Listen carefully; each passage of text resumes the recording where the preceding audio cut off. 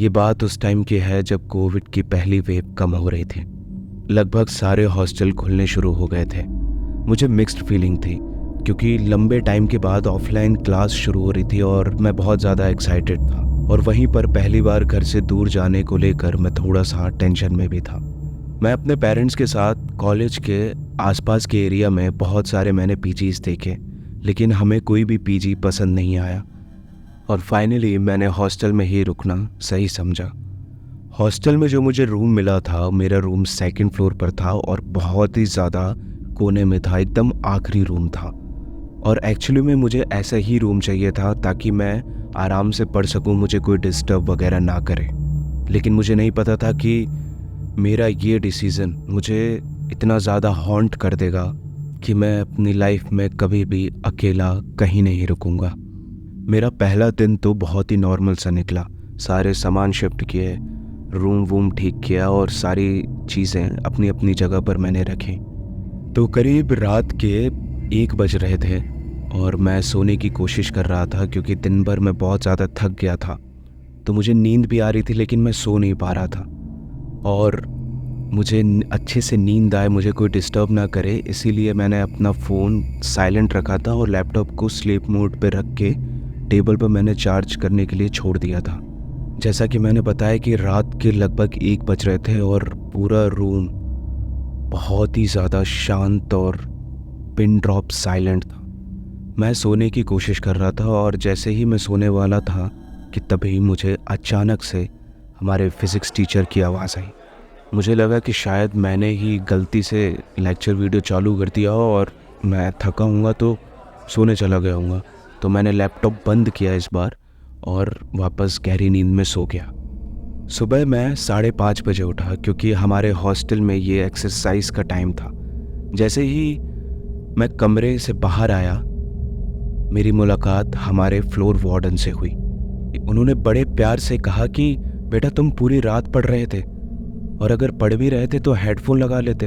इतनी ज़्यादा आवाज़ नहीं थी, वो तो बस मैं चक्कर लगा रहा था तो मुझे लेक्चर की आवाज़ आ रही थी।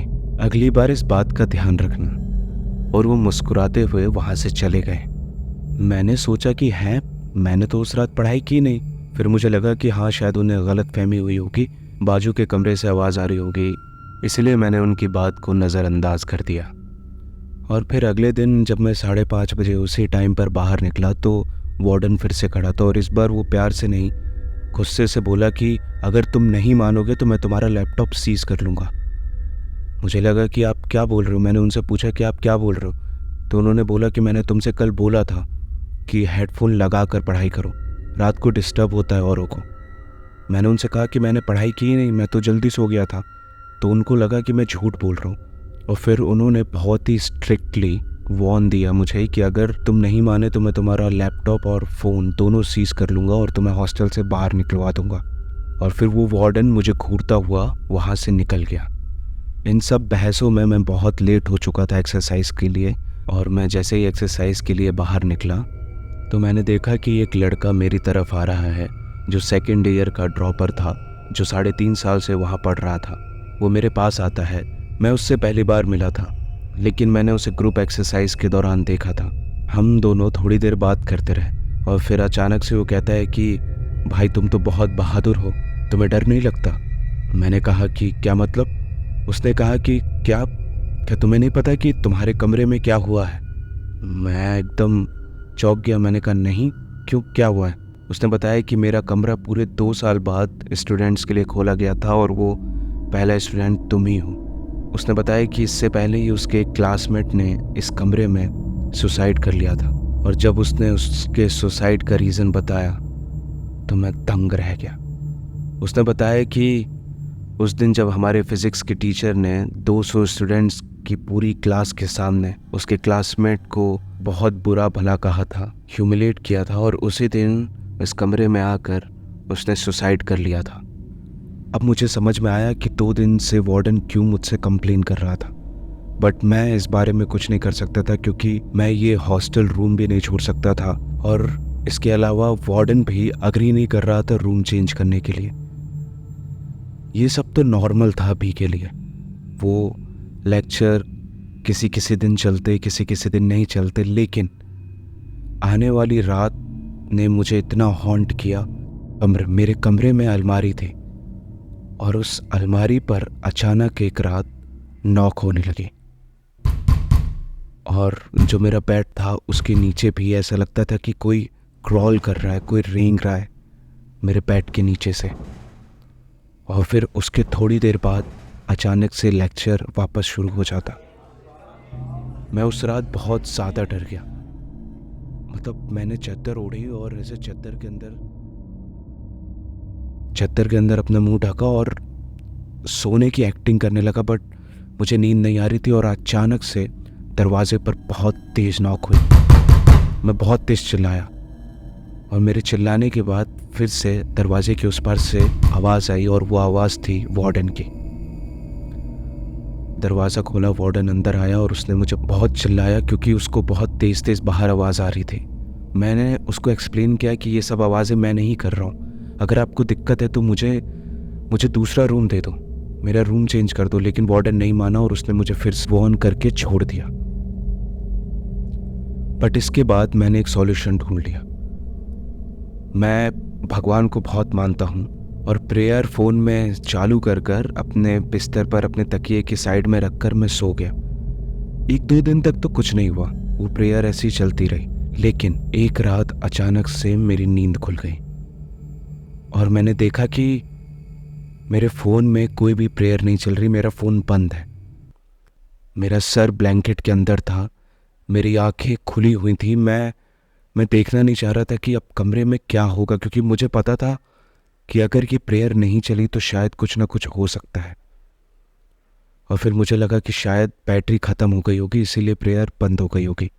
मैं ये सब सोच रहा था कि तभी अचानक से ऐसा लगा कि दीवार पर कोई अपने नाखून खरोच रहा हो।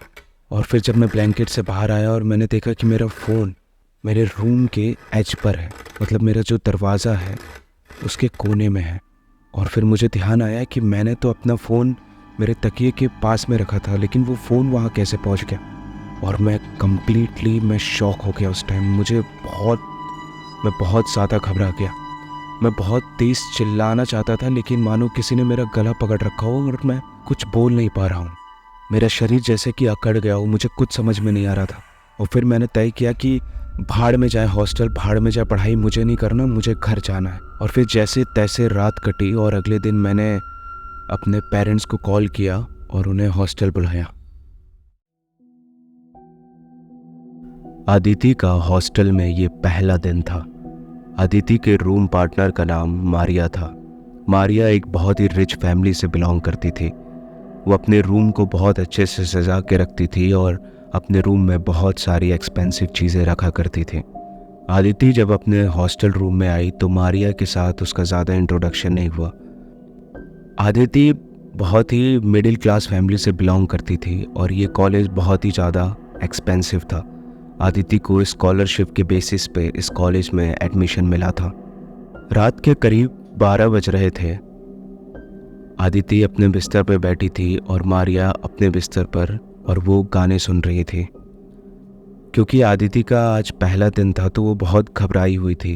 वो बहुत ज़्यादा इंट्रोवर्ट भी थी। तो जब अदिति ने देखा कि मारिया गाने सुन रही है तो उसने सोचा कि उसको मैं डिस्टर्ब नहीं करती हूँ, मैं अपना काम करती हूँ। तो अदिति बुक्स निकाल कर पढ़ने लगी। बुक पढ़ते पढ़ते अदिति की कब आँख लग गई उसे पता ही नहीं चला। अदिति बहुत ज़्यादा गहरी नींद में थी कि तभी अचानक उसे कांच टूटने की बहुत तेज़ आवाज़ आई। अदिति ये आवाज़ सुनकर जाग गई। वो जब उठी तो उसने मारिया को देखा तो मारिया सो रही थी। तो अदिति को लगा कि शायद ये मेरा भ्रम होगा, तो अदिति वापस सो गई। और फिर अदिति के सोने के कुछ मिनट बाद उसे फिर से वही ज़ोर से कांच टूटने की आवाज़ आई। अदिति बहुत तेज़ डर गई और वो अचानक से उठी और उसने इस बार फिर से मारिया को देखा। मारिया अभी भी सो रही थी। अदिति को लगा कि शायद आज उसका हॉस्टल में पहला दिन है तो मारिया उसे डराने की कोशिश कर रही है। अदिति ने मारिया से कहा कि मारिया तुम सोने का नाटक मत करो, मुझे पता है कि तुम मुझे डराने की कोशिश कर रही हो। लेकिन मारिया का कोई रिस्पॉन्स नहीं आया। वो वैसे ही उसी पोजीशन में सो रही थी।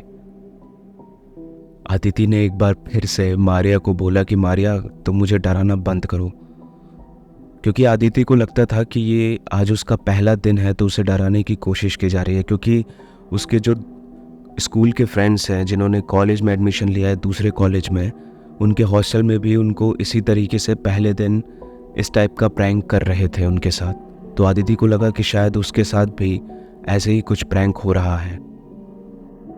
आदिति वापस सोने चली गई, लेकिन इस बार वो सोई नहीं, वो सोने का सिर्फ नाटक कर रही थी। उसने अपना ब्लैंकेट ओढ़ा और सोने की एक्टिंग करने लगी, ताकि जब मारिया फिर से ये प्रैंक करे तो वो उसे रंगे हाथों पकड़ ले।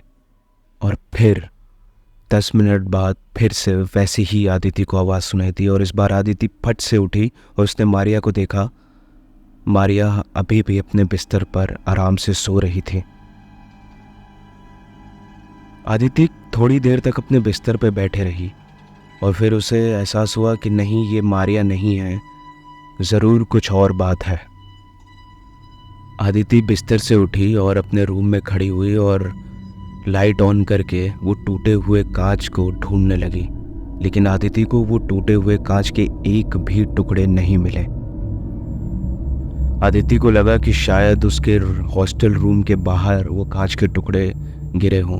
तो आदिति अपने हॉस्टल रूम के बाहर निकली और देखने लगी कॉरिडोर में कि कहीं कांच के टुकड़े पड़े हैं कि नहीं, लेकिन आदिति को वहाँ भी कांच के टुकड़े नहीं मिले। आदिति बहुत ज़्यादा घबरा गई थी, बहुत ज़्यादा डर गई थी। आदिति अपने रूम में वापस आ रही थी कि तभी उसे लगा कि उसे बाथरूम जाना है। आदिति बहुत ज़्यादा घबराई हुई थी, वो बाथरूम बहुत डर डर के जा रही थी, धीरे धीरे, बहुत आराम से। और आदिति जब बाथरूम में गई और उसने लाइट ऑन किया तो सामने मिरर था। वो मिरर के सामने खड़ी थी और मिरर में से वही सेम कांच टूटने की आवाज़ आई, लेकिन इस बार मिरर टूटा नहीं था। आदिति बहुत ज़्यादा घबरा गई।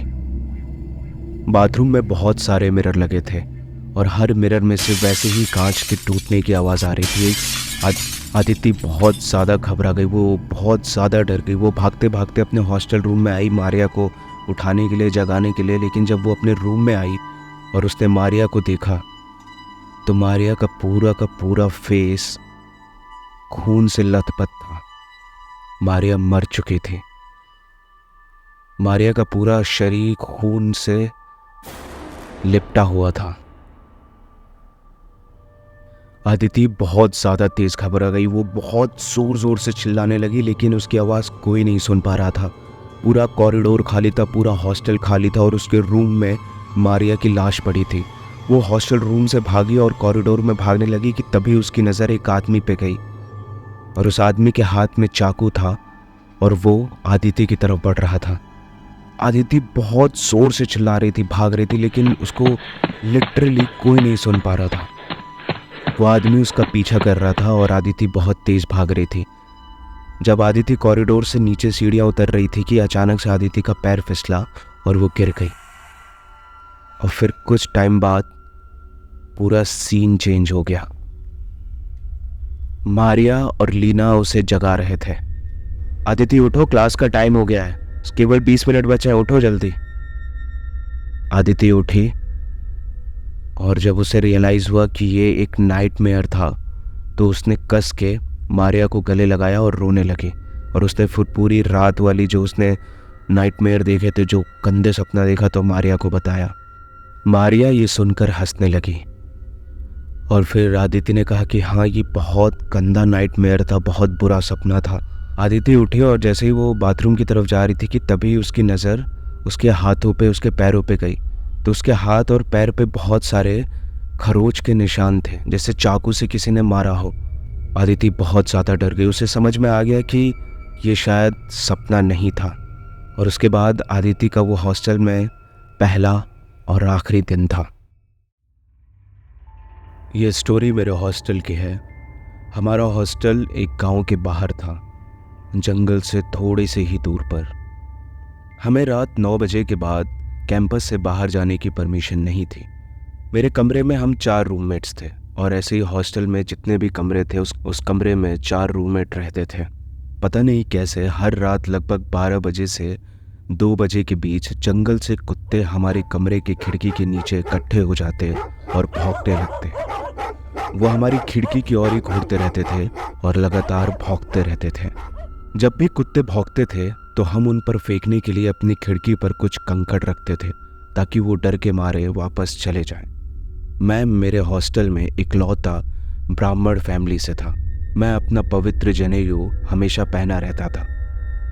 एक रात हम लोग सब लोग सो रहे थे और कोइंसिडेंटली मेरा जो रूम पार्टनर है उसकी अचानक सुबह 3 बजे नींद खुल गई और उसने देखा कि कमरे में कोई जाग रहा है। तो उसे लगा कि हमारा कोई दूसरा रूममेट जाग रहा होगा और उसके साथ साथ उसे बहुत बदबू भी आ रही थी। और फिर उसने जब ध्यान से देखा तो वो कोई रूममेट नहीं था, वो एक लंबा चौड़ा आदमी था जो रूम में एक कोने पर खड़ा था। मेरा रूममेट बहुत ही ज़्यादा निडर और बहुत ही ज़्यादा शांत किस्म का इंसान है, तो वो उतना डरा नहीं। वो बस शांति से ऐसा लेटा रहा और ध्यान से देखता रहा कि वो आदमी कर क्या रहा है। उसने देखा कि वो आदमी कमरे में टहल रहा है और फिर वो खिड़की पर जाता है और अचानक से खिड़की से नीचे कूद जाता है। ये देखकर मेरा रूममेट बहुत ज़्यादा डर गया। वो उसके मुंह से आवाज़ नहीं निकल रही थी। वो चिल्लाना चाहता था लेकिन चिल्ला नहीं पाया और जैसे तैसे करके वो सो गया। अगले दिन सुबह जब उसने ये सब इंसिडेंट हमें बताया तो हम सब बहुत ज़्यादा डर गए। बगल वाले कमरे में भी 4 रूममेट रहते थे और वो सब हमारे दोस्त ही थे। तो हमने सोचा कि क्यों ना आज रात हम सब लोग इसी कमरे में सोएं। तो हम लोग 8 जन एक ही रूम में सो रहे थे। अगले रात हम 8 के 8 जन हम सब एक ही रूम में थे, जिस रूम में मेरे रूम पार्टनर ने उस लंबे चौड़े आदमी को देखा था। हम सब बातें कर रहे थे। रात के करीब 12 बज रहे थे और कुत्ते फिर से हमारी खिड़की पर भौंकने लगे। हमने उन पर कंकड़ फेंके और उन्हें भगा दिया। करीब 1 घंटे बाद सब लोग सो रहे थे और अचानक से मुझे महसूस हुआ कि किसी ने मुझे छुआ और मैंने जब अपनी आंखें खोली तो मैंने देखा कि मेरा एक दोस्त जो मेरे पास सो रहा था वो मुझे घूर रहा था। मैंने उसे हिलाया लेकिन वो नहीं हिला। वो बहुत डरा हुआ था। उसने बस मुझसे धीरे से ये कहा कि वो कमरे में है। मैंने उससे पूछा कि कौन, लेकिन वो मुझसे बस यही कहता रहा कि वो कमरे में है, वो कमरे में है। अगले दिन सुबह सब लोग बहुत डरे हुए थे क्योंकि उन्होंने किसी बूढ़े आदमी को कमरे में घूमते देखा था। बहुत लंबा चौड़ा आदमी, जैसे मेरे रूममेट ने देखा था। सिवाय मेरे, मैंने वो आदमी नहीं देखा। ये सब करीब 1 हफ्ते तक होता रहा, पर फिर भी मैंने अभी तक कुछ नहीं देखा था। एक दिन मेरे दोस्त ने कहा कि आज रात तू इस जनेऊ को उतार कर सोना। मैंने सोचा ठीक है, मैंने वैसा ही किया। उस रात सब लोग अपने अपने कमरे में सो रहे थे। हम 4 रूममेट एक कमरे में सो रहे थे। मैं रात 1 बजे तक जाग रहा था और जागते जागते मुझे कब नींद आ गई मुझे पता ही नहीं चला। और फिर उसके थोड़ी देर बाद अचानक से मेरी नींद खुली और जब मेरी आँख खुली मैंने भी एक आदमी को हमारे कमरे में टहलते हुए देखा। वो एक फिल्म की तरह था। मुझे अपनी आंखों पर विश्वास नहीं हो रहा था। मैं इतना ज़्यादा डरा हुआ था कि तुरंत खड़ा हो गया और पूछा कि आप कौन हैं। मैंने चिल्लाकर पूछा कि तुम कौन हो। मेरी आवाज़ सुनकर मेरे तीनों दोस्त भी जाग गए, मेरे साथ खड़े हो गए। हमारे कमरे में टहल रहा आदमी रुका और उसने अपना चेहरा हमारी ओर किया और उसका चेहरा इतना ज़्यादा डरावना था कि मैं आप लोगों को एक्सप्लेन नहीं कर सकता। और जब हमने उसे ध्यान से देखा तो हमें लगा कि हम उसे जानते हैं। और फिर थोड़ी देर बाद हमें अचानक क्लिक हुआ कि ये तो वही आदमी है जिसकी कुछ दिन पहले मौत हो चुकी थी। मैं आप लोगों को ये नहीं बता सकता कि वो कौन है या उसका क्या नाम है, क्योंकि ऐसा बोलते हैं कि जो उसका नाम लेता है वो आदमी उसे दिखने लगता है।